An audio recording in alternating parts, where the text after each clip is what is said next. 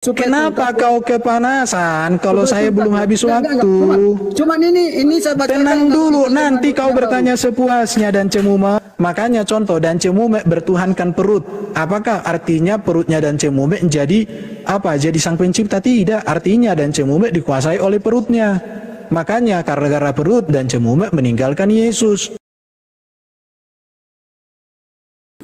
Roh Kudus dalam perjanjian lama dengan Roh Kudus dalam perjanjian baru tidak berbeda. Yang berbeda di dalam pewahyuannya. Kalau di dalam perjanjian lama Roh Kudus itu dinyatakan berkarya kepada orang-orang tertentu. Tetapi di dalam perjanjian baru Roh Kudus itu dilimpahkan kepada semua orang yang percaya kepada Yesus. Dan itu kegenapan dari kitab Yoel pasal 2, di mana Allah berjanji akan memberikan Roh Kudus kepada orang yang banyak. Jadi kalau perjanjian lama kan orang-orang tertentu, contoh Daud, Simson, maka Roh Tuhan berkuasa atasnya, begitu ya? Salah. Kenapa salah? Roh Kudus yang ada pada perjanjian lama itu bekerja kepada satu, para nabi-nabi, dua, pada raja-raja.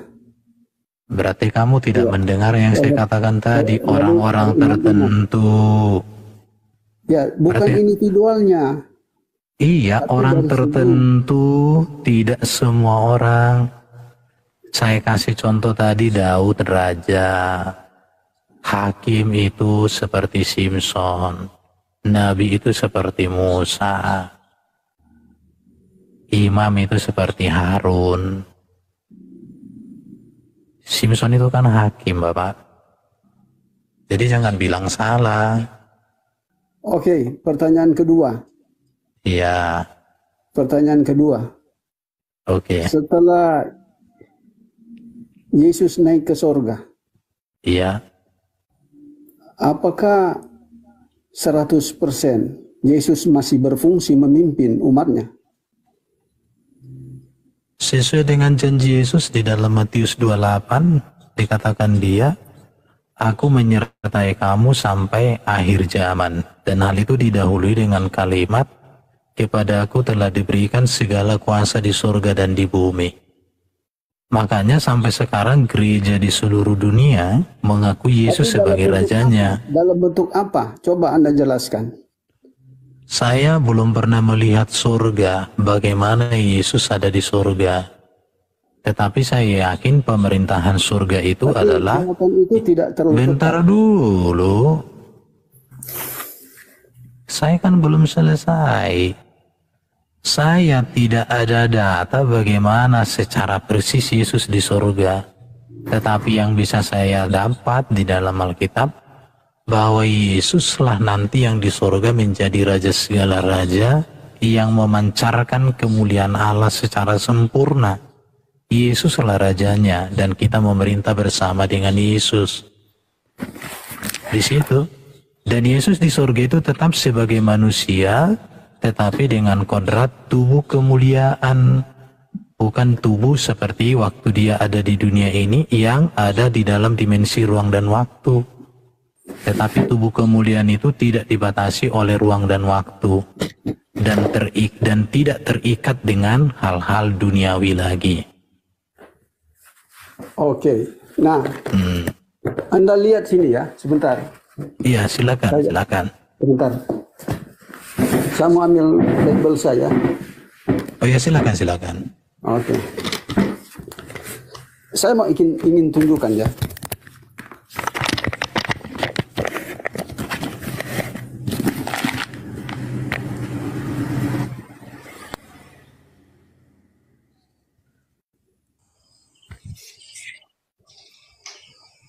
Ya, silakan Pak, silakan. Sebentar ya. Ya, nggak apa-apa, nggak apa-apa. Apa kabar, Lai? Tenang bro, saya di sini santai. Oh, diskusi santai aja bro ya. Iya, saya suka santai. Yang penting jangan takia dan jangan tawaf, itu aja. Oke. Saya bacakan ya. Itu Iya, juga di jangan mana? salto lah ya. Sebentar, sabar, santai saja. Oke, santai saja. Oke. Oke, saya bacakan ya. Di mana, Pak? Iya, sebentar. Nah, saya bacakan ayat 26. Dari Iya, ini 1 Korintus 15 ayatnya yang ke-26 dan 28. 15 26 ya. Musuh terakhir yang akan dilenyapkan adalah kematian. Jadi dia bekerja sesudah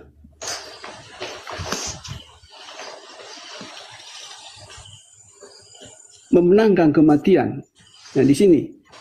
Ya, itu musuh terakhir. Berarti dia tidak ada lagi pekerjaan setelah dia naik ke surga.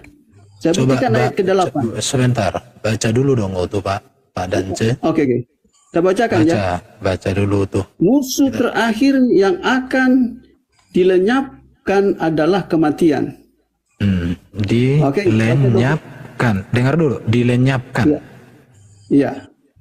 Bentar dulu, apa bedanya dilenyapkan dengan dikalahkan? Iya, artinya ini musuh terakhir. Dia kalahkan itu kematian. Ini dilenyapkan, bukan dikalahkan ya. Iya, dilenyapkan. Anda bisa asumsikan itu terserah. Bukan. Tetapi di sini terakhir. Iya. Oke, supaya Anda lebih mengerti. Sebentar, lihat jangan ayat dulu. 28. Coba Anda lihat ayat 28. Iya, aku baca di sini. Oke. Ayat 26. Bentar, ayat dulu Pak Danse menjelaskan. Kau tenang. Jangan supaya tidak ayel-ayelan gitu loh. Biar bukan ayat 26 nanti itu. ada kelanjutannya, nanti Anda tanyanya nanti selesai menjelaskan. Oke. Saya selesaikan dulu ya. Ya, sebaliknya. Setelah semua dibuat tunduk kepadanya, putra sendiri akan tunduk kepada Allah. Jadi Yesus itu tunduk kepada Allah. Yang membuat semuanya tunduk kepadanya. Sehingga Allah akan menjadi satu-satunya penguasa atas semuanya. Dengarkan baik-baik. Allah akan menjadi satu-satunya penguasa atas semuanya. Jadi di sini tidak ada disebutkan Yesus. Karena disebutkan Allah satu-satunya penguasa atas semuanya.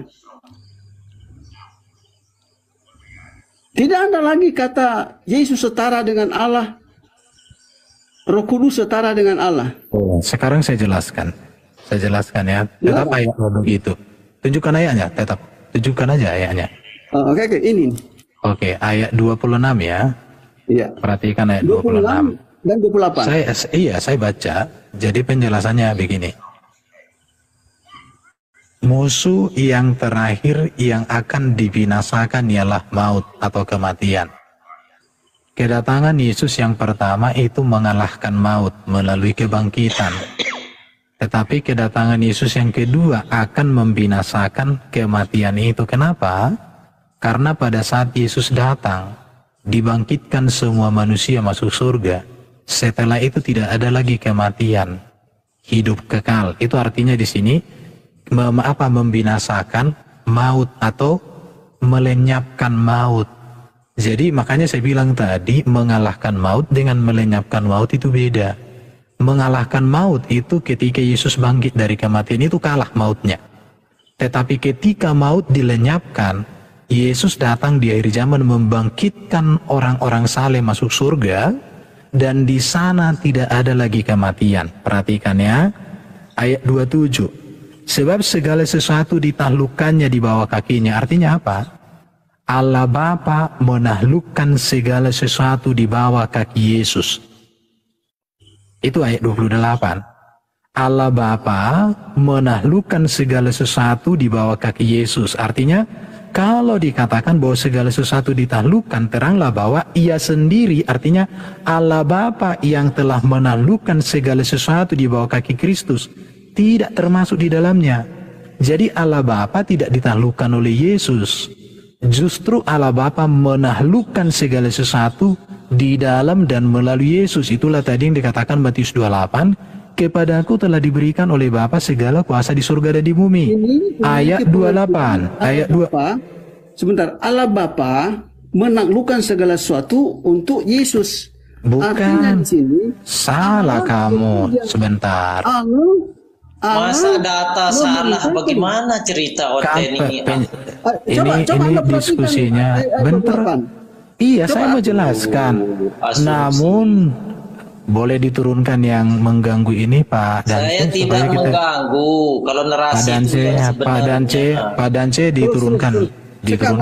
Sekarang dengar. Sekarang 28 di room sini, iya. Saya akan injili Anda. Ya, saya akan injili Anda. Kita lihat. Perhatikan ayat 28 ya. Namun kalau segala sesuatu telah ditaklukkan oleh Allah Bapa di bawah Kristus, Allah Bapa sendiri, Yesus sendiri sebagai anak akan menaklukkan dirinya di bawah Bapa. Dan yang telah menaklukkan segala sesuatu di bawahnya, supaya Allah menjadi semua di dalam semua. Perhatikan Pak Dance, Yesus itu bukan Allah Bapa. Yesus itu firman Allah yang menjadi manusia. Dan Yesus pun tetap di surga sebagai manusia mulia. Yesus ketika naik ke surga bukan jadi Allah Bapa. Itu ajaran Kristen yang mengatakan menyatakan Yesus bukan Allah, Pak Dance. Yesus itu bukan Allah Bapa. Dengarkan ya. Jangan. Iya, Yesus bukan Allah Bapa. Yang mengatakan Yesus Allah Bapa itu ajaran sesat. Bidat. Poinnya tadi. Iya. Sekarang dengar ini. Iya, betul sehingga itu. Allah akan menjadi satu-satunya penguasa atas semuanya. Oke, saya kasih tahu sama Pak Dance. Allah Bapa itu penguasa yang transenden. Penguasa yang tak terhampiri. Dia penguasa yang tak terhampiri. Dia penguasa yang transenden itu mewujud nyatakan kepenguasaannya kepada manusia melalui Kristus. Maka orang Kristen nanti melihat hanyalah Kristus di surga yang menyatakan kemuliaan kemahaan Allah Bapa. Karena Allah Bapa itu dia tetaplah Allah yang transenden. Dia Allah yang tak terhampiri. Dia Allah yang tak terjangkau oleh manusia sekarang dan selama-lamanya. Jadi Pak Dance jangan dia tuh, Pak RBN. Terpisah tidak ada berbicara terpisah. Perhatikan. Jangan. Jadi gini, kalau diskusi, Saya sudah mengerti maksud Anda, ya, saya sudah mengerti maksud Anda. Cuman Anda tidak tahu dan tidak paham bahwa sesungguhnya Allah Bapa itu menjadi segala sesuatu, menjadi pusat pemerintahan. Satu-satunya. Anda tidak bisa menjawab itu. Ini coba. Jangan bilang, sebentar. Jangan bilang tidak bisa. Saya sudah katakan Allah Bapa itu terang yang tak terhampiri, transenden. Dia roh. Sedangkan manusia nanti di sorga itu wujudnya ada, tapi dengan tubuh kemuliaan. Ketika manusia nanti masuk surga, yang dilihat orang Kristen itu adalah Yesus Kristus yang memancarkan kemuliaan Allah Bapa. Oke, sudah mengerti. Datanya kan itu tadi, datanya kan tadi ada. Oke, ini kan bisa baca ini. Lembaga Alkitab Indonesia. Iya, itu Lembaga Alkitab Indonesia. Sekarang mari kita melihat di sini. Di mana itu? Ini. Matius pasal 21. Matius 21 ayat 9. Matius 21 ayat 9. Oke. Ya. Orang banyak yang berjalan di depan Yesus dan mengikutinya dari belakang berseru, Hosana bagi anak Daud. Anda tahu pengertian Hosana ini? Oke, ini saya tunjukkan arti Hosana ya. Hosana itu sebuah kata Ibrani yang aslinya berarti selamatkanlah. Dan itu sudah menjadi seruan. Ya, jadi searti dengan hiduplah itu artinya. Oh, bukan hiduplah. Bisa diartikan hiduplah, bisa juga. Saya akan tunjukkan ya. Kamus ini kamus Alkitab, lalu kita mengarah ke arti kata Hosana. Ya, silakan. Oke. Duduk manis ya, duduk manis. Ini Tenang, kuliah tenang. gratis ini. Hosana. Oke, lihat sini. Hosana ungkapan Ibrani yang berarti berilah kiranya keselamatan. Oke, berilah kiranya keselamatan. Mari kita masuk kepada arti yang sebenarnya. Dengar sini. Hosana, berilah kiranya keselamatan bagi anak Daud. Siapa anak Daud ini? Anak Daud adalah Yesus. Jadi, berilah keselamatan bagi Yesus. Diberkatilah dia. Dia adalah Yesus. Berarti dia bukan sesembahan itu, karena dia disolawatkan untuk diberikan keselamatan. Sama dengan dia didoakan untuk diberikan keselamatan. Itu bukan doa. Diberkatilah dia. Oke, yang kedua.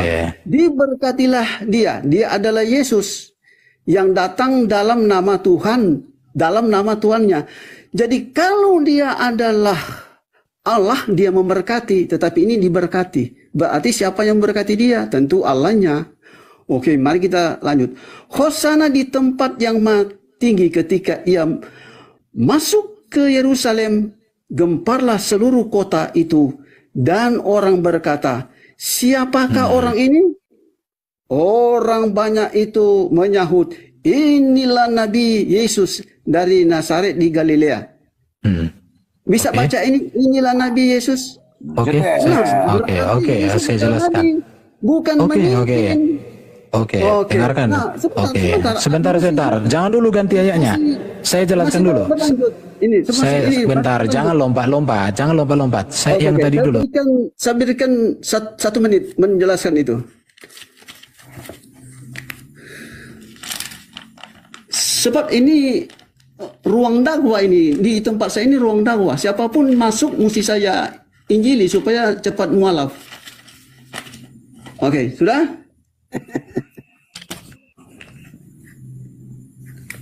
Mantap Pak. Bisa baca ini? Bisa? Saya sudah tua ini, mungkin bisa bantu saya? Oke, saya baca sendiri saja ya. Kecil, Ini Yohanes 13 ayat 13 berdasarkan terjemahan dunia baru ini, berdasarkan terjemahan dunia baru ya, dunia baru terbitan 2013. Yohanes 13 ayat 13. Kalian panggil aku guru dan Tuhan, dan kalian memang benar. Jadi di sini Yesus disebut guru dan Tuhan. Kalau Tuhan, apakah dia sesembahan? Dia adalah utusan. Nah, oke. Mari kita melihat di sini.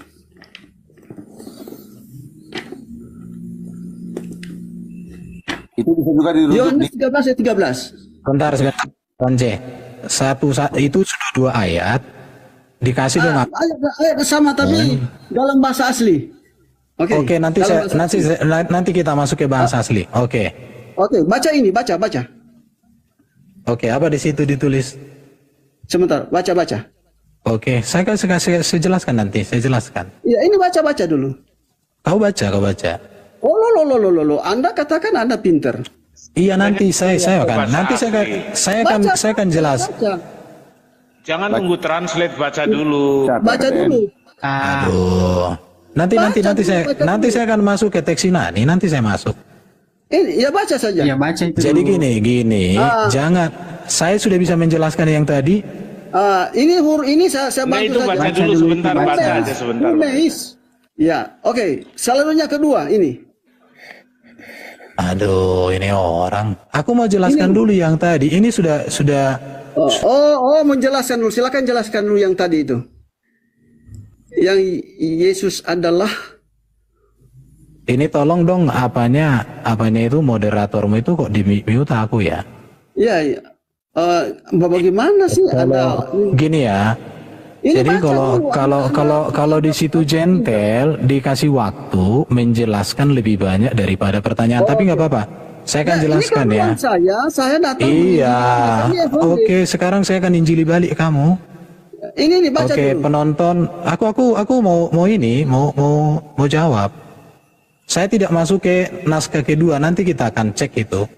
Iya, ini baca dulu. Iya. Kamu mau baca yang mana? Ini baca dulu. Apa di sini kita mau baca Yunani? Iya, ya. Ini maksud saya. Pak Dance bisa bahasa Yunani. Oke, sebentar. Pak Dance bisa bahasa Supaya Yunani. Pak Dance tahu bisa bahasa. persis bahwa- Oke. Pak Dance bisa bahasa Yunani. Saya cuma suruh baca. Sudah, Bang Erben baca aja, itu kan kitab kamu. Waduh, bukan begitu. Baca, udah lanjut Oke. nih sebenarnya. Ini baik, saya baca. Pak Dance kalau nanti Oke. iya, Lalu nanti kalau salah kita dulu. parsing gimana? Oke, salah ini Yohanes 13 ayat 13. Oke, enggak apa-apa, nanti kita masuk ke situ. Cuman Ya, di sini silakan kita bacain. kan bukan mau baca. Ya. Kalau masalah baca kayak gitu kan gampang sebenarnya Pak Dance. Ya, Baca aja kalau gampang gitu loh, Bang Baca. Erben. Biar tidak panjang-panjang gitu, jadi diskusinya Oke. lancar gitu. Di situ kalau mau baca himeis phoneite Ini contoh Iya. di sini. didaskalos hidaskalos kai ho kurios kai kalos legete eimi. Lah kau baca Latinnya di situ, sedangkan kamera sudah berpindah, kau masih baca. Mana yang kau baca? Waduh. Oke ya. Himeis phoneite mi ho didaskalos kai ho kirios kai kalos legete eimigar. Oke. Sekarang saya jelaskan yang tadi. Ya, oke. Oke, saya mau jelaskan. Kamu itu Dance Mume gimana sih? Kamu ada otak atau kamu ini? Nanti dulu. Sebentar, Nanti dulu. jangan begitu dulu. dong. Saya mau jelaskan. Oh, menjelaskan. Oke, Bang Erben. ini saya mau jelaskan. Saya mau jelaskan. Bang Erben. Kau bisa Ini diam loh. gak kau? Oke, Bukan, saya kan saya bukan anu biar saya jangan mau layal-layalan gitu biar bukan. Iya, nanti ada Bagaimana waktu. pertanyaan lebih panjang daripada Panjang. jawaban? Otakmu di mana? Ya nanti kan bisa Kau diulang itu lagi. seorang dosen kau. Datang di sini. Oke, Masih gitu. dalam Oke, saya mau jawab. Saya mau Nanti jawab. Bang Erben, biar Pak Dance Saya- supaya begini loh, begini Bang Saya Erben. hanya Bang Erben. selesai. Pak Dance etimologi. ini Oke. orang yang Saya menunjukkan berumur ya, etimologi orang sudah berumur daripada jadi nanti kurios. lupa kalau dipotong-potong itu. Iya, saya menunjukkan etimologi dari kurios supaya Anda mengerti. Ini dari Google. Oke. Jadi segala sesuatu Google Kasih bisa nanti aku menjawab. waktu 5 menit ya. Saya jawab ya. 5 menit. Iya, 5 menit. Oke, 5 Oke. menit tentukan. Kurios. Anda dengar aja yang penting. Kurios bahasa Yunani kuno. Kurios ini bisa dibaca kurios atau kirios, translate ya.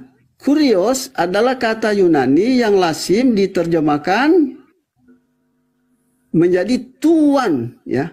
Tuan atau majikan. Ya, oke. Oke, sudah. Sudah. Sekarang Anda tunjukkan Yesus sebagai firman. Jangan kau lari-lari. Saya mau jelaskan yang tadi. Kasih di kolom besar. Oke, kasih di kolom besar. Jadi saya dipersilakan Pak Oke. Dance. Saya Perhatian. kalau dipersilakan saya berbesar. kasih kolom besar. Kasih waktu 5 menit ya. Kasih timer dong, tunjukkan. Perhatikan ya Pak Dance. Ya, enggak usah khawatir, jujur aja saya. Coba terangkan Oke. apa yang saya bilang itu, terangkan. Tenang. Pak Dance, kamu itu masih anak-anak Pak.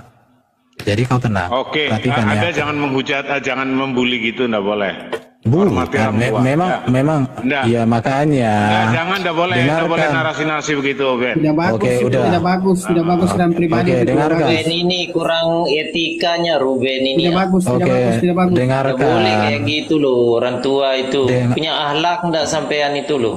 Bangsat kau. Nah, Kita mau bicara akhlak di sini. Ya saya bilang kau Siap, Oke, bangsa. sudah. Kamu Oke. jelaskan deh Bang Erwin. Nanti saya bicara akhlak, nanti kamu hancur Ya, semua. kau Perhatikan ya. sudah tidak punya akhlak tadi, makanya kau jangan membuka dengan tidak. Di mana? begitu. Oke, udah. Kau bilang anak kecil, Perhatikan. anak kecil lah. Bangsat kau. Waduh, lihat ini ya. Waduh. Nggak apa-apa, anjing itu tukang kawin, nggak apa-apa. Perhatikan. Hosana. Siapa? Perhatikan. Siapa? Hosana bagi anak Daud. Diberkatilah dia yang datang dalam nama Tuhan. Kata Hosana di sini seruan, artinya selamatkanlah, hiduplah. Jadi memang Yesus diselamatkan atau Yesus menyelamatkan. Perhatikan ya. Di mana kalau kita dengar dulu. Oke, terus. Perhatikan ya. Perhatikan, Yesus dibangkitkan oleh Bapa. Telah dibangkitkan. Kenapa kata dibangkitkan di sini? Itu kata kerja pasif. Artinya Allah Bapa, diam dong Yeriko. Allah Bapa membangkitkan Kristus anaknya dari kematian. Artinya Yesus juru selamat. Dan keselamatan yang dikerjakan Yesus adalah dari Bapa.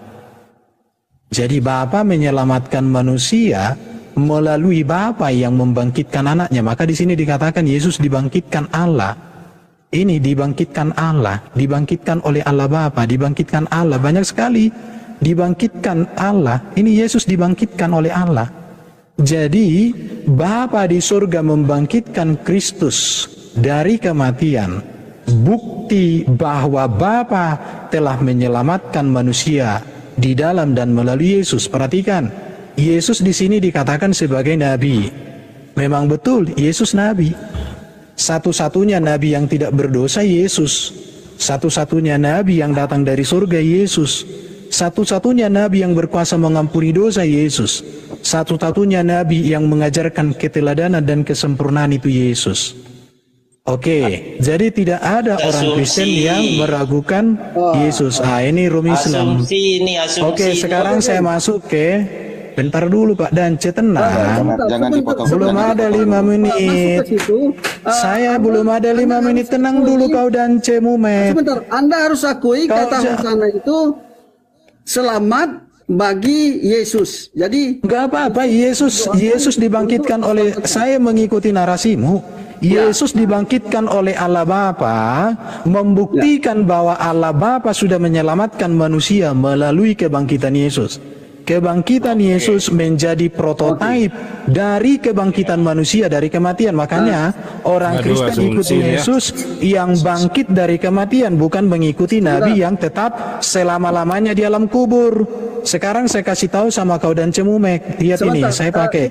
Kenapa kau kepanasan kalau saya belum habis waktu? Cuman ini saya bacakan. Tenang dulu, nanti kau bertanya sepuasnya dan Cemumek. Dasi dulu. Saya mau ke situ. Ini. Biarkan dulu saya 5 menit. Ini dipotong-potong. Oke. Ini lihat ini ya. Kamu menyebut aku guru dan Tuhan. Dalam teks Yunani, kata Tuhan di situ adalah kata kurios. Kenapa begitu? Karena memang kata kurios itu beda dengan kata theos. Kata theos itu sama dengan kata Allah. Sedangkan kata kurios itu sama dengan kata Tuhan. Dari mana sumbernya kata Tuhan? Ini aku kok dikasih di kolom kecil sih? Kalian ini roomnya pengecut gimana sih kalian ini? Maaf. Oke. Ini lihat. Oke. Ini lihat ini ya. Jadi Tuhan Yesus itu artinya sama dengan Yesus Tuhan di atas segala Tuhan. Yesus penguasa di bumi dan di surga. Di situ. Jadi ini ya, saya kasih contoh. Ini kata Tuhan dari mana berasal? Kata Tuhan itu kan berasal dari kata Melayu. Bahkan yang mempopulerkan kata Tuhan itu kan orang Kristen. Adolf Eucken. Artinya apa di situ? Penguasa. Jadi kata Tuhan itu berasal dari kata Melayu Tuhan. Artinya Tuhan sama penguasa. Makanya contoh, dan Cemumek bertuhankan perut. Apakah artinya perutnya dan Cemumek jadi apa? Jadi sang pencipta? Tidak. Artinya dan Cemumek dikuasai oleh perutnya. Makanya gara-gara perut dan Cemumek meninggalkan Yesus. Contoh begitu. Jadi kata Tuhan mau kata Tuhan itu sama artinya penguasa. Oke ya. Jangan framing Erwin. Oke, habis waktunya habis. Sekarang Saya tidak setuju. Sudah. Oke. Oke, Pak Dance, begini, silakan Pak Dance. Sebentar. Saya ingin dia tunjukkan bahwa Allah menjelma menjadi Yesus. Nggak ada Allah menjelma menjadi Yesus dan Cemumet. Kau jangan, nggak ada Allah menjelma. Nggak ada Allah menjelma menjadi Yesus. Kau jangan. Kalau kau udah panik, gini. Firman menjadi daging itu. Tetapi Anda sebutkan Allah, tapi yang benar firman menjadi daging. Coba tunjukkan ayatnya. Firman menjadi manusia, Yohanes 1 ayat 14. Oke. Iya, firman menjadi daging, menjadi manusia. Yohanes 1 ayat 14. Apa itu firman? Firman itu berbicara intelijensi Allah, logos, logika Allah yang maha kuasa. Allah kami firman-Nya maha kuasa, maka Allah kami sanggup menjadikan firman itu hadir dalam rupa manusia. Bukan firman Allah yang ece-ece, nggak bisa jadi ngapa-ngapain. Firman berfirman gitu kah? Mana ada firman berfirman? Assalamualaikum warahmatullahi wabarakatuh. Selamat malam semuanya. Aduh, kenapa sih kalau aku masuk room Islam ini kalian kepanasan? Saya itu gentle loh. Siapa sih kepanasan deh? Coba kasih saya sama orang 30 menit. Waduh, kalian itu. Sebentar. Itu saya terangkan itu. Oke, kau pakai literatur mana menjelaskan logos? Saya pakai, tunggu saya balikan ini supaya Anda tahu. Itu bukan berbicara Yesus, itu adalah firman yang diantar oleh malaikat atau Roh Kudus. Sebentar. Oke. Nah, Nanti saya mau kerja yang di perut air band ya. Anda memberikan orang yang makan itu jadi Tuhan ya. Nanti kita harus tarik perkataan Anda itu. Harus tarik. Sebelum saya masuk ke ayat 14 itu, Anda perhatikan sini. Pada mulanya sudah ada firman. Coba dengarkan baik-baik ini. Oke, kita masuk ke teks Yunaninya, Pak. Pak Dance tadi kan diawali. Oke.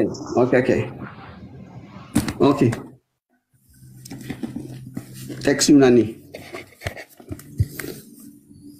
Saya ikuti Anda. Ya.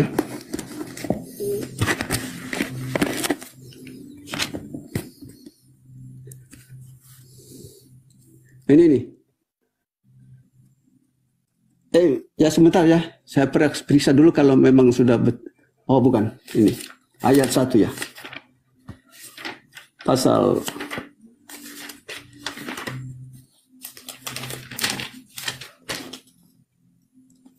Oke, sudah? Oke. En arke, en hologos. Pada mulanya sudah ada firman ini. Oke, pertanyaan saya sama Pak Dance. Karena bisa. Iya, saya bertanya pendek aja. Kenapa di situ kata en itu bentuk imperfect aktif indikatif? Apa artinya Pak Dance? Ya, ini kan pada mulanya. Iya, NRK itu kenapa dalam bentuk N. Kenapa? Iya. N hologos. Pertanyaan saya. Oke, kata N isi itu kan bentuk imperfect aktif. Nah, ini tidak bisa dipisahkan. N itu dan arke itu mulanya. Ho itu sama dengan the logos. Apa itu pada mulanya indikatif? Itu saya tanya. Halo, ini bukan lagi ngomong. Halo, lagi ngomong dia dulu, dengar dulu. Bukan. Coba dijelaskan dulu apa indikatif ngomong itu. Ngomong orang denger diam. Dengar dulu. En arke, en logos. Artinya pada mulanya sudah ada firman. Pengertiannya gini. Allah mengeluarkan firman. Berarti ini pikiran Allah. Ini bukan sosok lain. Bukan sosok Yesus. Karena firman ini, logo ini keluar dari mulut Allah. Itu pikiran Allah. Nah, kai ho logos en pros tonteon. Maksudnya ini, firman itu bersama-sama dengan Allah. Nah, bagaimana pratika firman itu bersama-sama dengan Allah? Firman itu dia berikan atau taruh, dia sampaikan kepada malaikat, lalu malaikat menguasai nabi-nabinya, yaitu termasuk Musa. Apakah Musa dikuasai oleh malaikat Tuhan, dia disebut Tuhan? Tidak. Nah, lalu kita langsung di sini. Kaitheos en hologos. Allah adalah firman, bukan firman adalah Allah. Allah adalah firman. Artinya, kalau kita ingin mengetahui Allah lewat firman-Nya. Nah, coba lihat ayat ketiga. Ya, Anda perhatikan ayat ketiga ini. Panto te auto egeneto kai kulius. Nah, Anda harus perhatikan di sini, segala sesuatu dijadikan melalui dia. Ini kata, ya Anda lihat sini. Kata di melalui, bukan oleh dia. Artinya melalui firman yang keluar daripada mulut Allah. Bukan oleh, tetapi di. Nah, kalau kita perhatikan pada ayatnya yang ke-14, nah kita langsung saja ya ke bahasa Indonesia. Yang penting bahasa Yunani, Yohanes 1 ayat 1. Oke, kita langsung ke bahasa Indonesia. Oke. Kok mana dia ini? Oke. Firman itu telah menjadi manusia. Itu artinya firman itu telah menjadi daging dan tinggal di antara kita. Nah, sekarang pertanyaannya, sejak kapan Yesus sebagai daging tinggal di antara kita? Nah, ini menunjukkan ya, selain intelektual dari Allah itu sendiri, firman ini diantar oleh malaikat atau Roh Kudus yang menguasai Yesus, ya. Dan bukan hanya Yesus yang dikuasai firman, tetapi kita semua. Itulah sebabnya tinggal bersama kita, artinya Roh Kudus atau malaikat tinggal bersama kita. Jadi kita ini bukan cuma pada zaman Yesus menerima firman. Itulah sebabnya Yesus tidak disebut firman, tetapi dia penerima firman dan Yesus penyampai firman. Matius pasal 4 ayat 4, Allah yang mengeluarkan firman dan Yesus penyampai firman.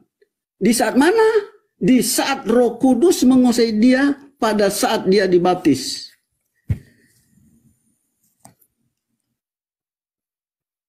Oke, saya di kolom besar biar saya tanggapi ya. Silakan tanggapi. Silakan bertanggapi. Saya tidak tahu Pak Dante belajar. Terutama Anda tanggapi yang ayatnya yang ke. Tenang ya Pak Dance. Oke, ayat 1. Oke. Jadi Pak Dance, saya kasih tahu sama Pak yang masuk akal. Tanggapin dengan masuk akal. Oke. Ya, orang Islam adabnya kayak gini ya teman-teman. Jadi sabar kalian.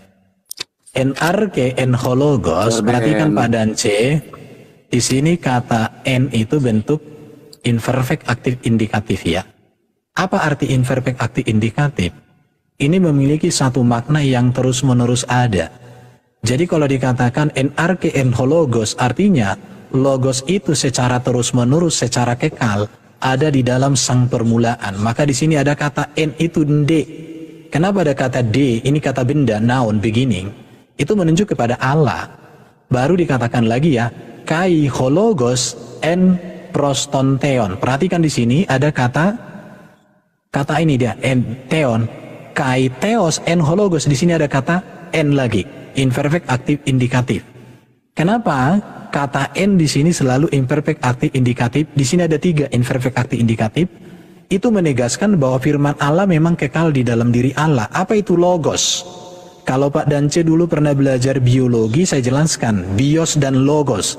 Bios itu hidup, logos itu ilmu, pengetahuan, pikiran, kecerdasan. Jadi kalau dikatakan bahwa logos Allah, pikiran Allah, kecerdasan Allah, jadi firman Allah di dalam diri Allah, firman Allah itulah yang diutus Allah menjadi manusia. Dalam teks perjanjian lama itu memra. Jadi ini Pak Dance, saya kasih tahu sama Pak Dance, ini penjelasan profesor yang benar-benar belajar dari bahasa Yunani. Perhatikan ya. Jadi dari situ artinya bahwa firman dengan Bapa itu memiliki hubungan, bahwa firman tidak pernah terpisah dari Bapa. Firman Allah di dalam diri Bapa sama seperti Pak Dance. Pikiran Pak Dance itu satu dengan tubuhmu, dengan rohmu. Pikiranmu tidak pernah tanpa tubuhmu, karena pikiranmu tanpa tubuhmu berarti bukan Dance. Jadi Yesus Kristus dalam keilahiannya sudah ada bersama dengan Sang Bapa. Bahkan dikatakan bahwa Kristus atau Sang Firman itu adalah ilahi. Kemudian hubungan firman dengan dunia ada di situ di penjelasan tadi. Bahwa Allah menciptakan segala sesuatu melalui firman dengan cara berfirman. Dalam kitab Kejadian dikatakan Allah berfirman. Kenapa Allah berfirman? Karena Allah memiliki firman. Pak Dance berkata-kata. Mengapa Pak Dance bisa berkata-kata? Karena Pak Dance memiliki kata-kata di dalam dirinya, di dalam pikirannya. Jadi kata-kata Pak Dance itu berasal dari kata-kata yang ada di dalam diri Pak Dance. Di situ ya. Baru hubungan firman dengan manusia. Firman itu menjadi manusia. Artinya di dalam perjanjian lama oleh firman Allah berteofani, maka di dalam perjanjian baru melalui firman yang inkarnasi Allah berbicara kepada manusia. Jadi penjelasan seperti inilah Pak Dance iman orang Kristen, tidak seperti yang disampaikan Pak Dance. Pak Dance nggak ngerti bahasa Yunani, karena belajar bahasa Yunani itu bukan hanya belajar bisa membaca, karena orang Kristen harus mengerti contoh di sini ya. Kenapa di situ in itu bentuk preposisi, baru beginning. Kenapa di sini beginning itu kata benda? Karena itu menunjuk kepada sosok tertentu yaitu Sang Bapa. Was itu apa? N itu artinya imperfect aktif indikatif. Mengapa ini bentuk kata kerja? Artinya bahwa Sang Bapa itu di dalam segala karyanya berkarya melalui firman. Jadi gini Pak Dance, bentar dulu Pak Dance, dengari Pak Dance. Saya pernah, langsung masuk ini jadi firman menjadi daging. Firman menjadi daging itu proses ajaib. Adakah yang tidak mungkin bagi Allah? Firman menjadi daging. Firman menjadi daging. Bukan firman menjadi daging, tetapi waduh, firman diantar oleh Roh Kudus. Mana ada di situ diantar? Coba di teks. Oke, kita konsisten Pak Dance ya. Yohanes 1:14. Di mana di situ kata diantar? Coba. Pak Dance di sini kata diantar di mana? Sekarang begini. Kai hologos sak egeneto. Di mana di sini kata diantar? Di mana di sini kata diantar? Dengar dulu Dance. Di mana? Coba di mana di situ kata diantar? Itulah sebabnya dengar. Mana kata diantar? Kau jangan aneh-aneh. Kata diantar mana? Itu dalam arti. Aduh. Ya, mana kata diantar? Ini saya tunjukkan. Dengerin dulu Pak Dance ngomong, Ben. Bukan Pak Dance, dengerin. Di mana di sini? Roh Kudus yang menguasai Yesus. Di mana di Roh Kudus yang menguasai Yesus. Jangan Anda memiliki pengertian Allah turun lalu masuk kepada Yesus. Enggak ada Allah turun masuk kepada Ibrahim, ya, turun membawa firman itu menguasai Yesus. Jadi yang dikuasai oleh Roh Kudus itu bukan cuma Yesus. Coba lihat pada hari Pentakosta.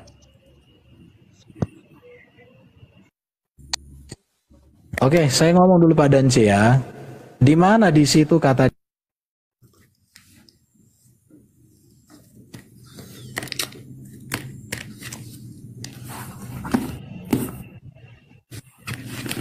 Oke, halo teman-teman ya. Saya jadi buka komal untuk klarifikasi yang tadi ya. Jadi si Dance itu memang udung-udung itu. Panik mereka semuanya. Kalau kita mau diskusi ya. Oke, teman-teman.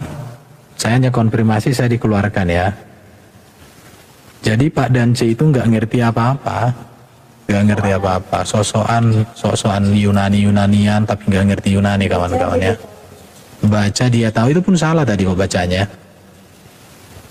Oke. Saya diturunkan kenapa? Karena dia memframing.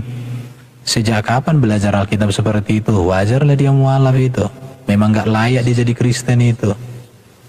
Ya, gak layak jadi Kristen. Kalau dia memang seorang gentle masuk jumlah. Saya sebenarnya udah malas aku dialog sama mereka ya, tapi ya udahlah.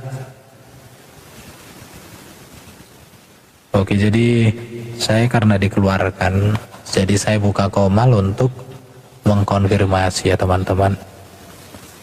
Jadi kalau Dance Mumek menjadi pengajar tentang kekristenan di Islam, berarti mereka itu benar-benar bodoh semua. Ya, saya dikeluarkan sama mereka. Kenapa? Karena Dance Mumek nggak ngerti dia teks Yunani. Dia hanya bisa baca, tidak bisa dia untuk parsing, memahami apanya. Ya, di situ ada kata N. Kenapa itu imperfect aktif indikatif? Dia nggak ngerti. Ya kalau hanya baca, anak kecil pun diajari 1 bulan bisa baca. Ya. Jadi saya kadang kasihan ya lihat orang-orang yang nggak ada ilmu ini.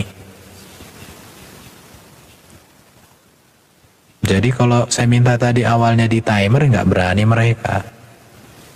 Ya, Pak Erben. Kenapa harus ke rumpak bom-bom? Ada apa di rumpak bom-bom? Luar biasa kebodohannya mereka itu. Kenapa harus ke rumpak bom-bom?